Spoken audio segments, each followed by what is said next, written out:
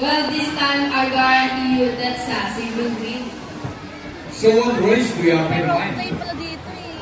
I'm thinking about the ring race. And what is the ring race? The first bird who can drop 3 rings into the bowl the fastest is the winner. And that is the ring race. So, the ring race it shall be. Remember guys, boys have already 1 point and girls come on. Let's hear Sassy to win this time. And we will doing this again. And this time, our winners.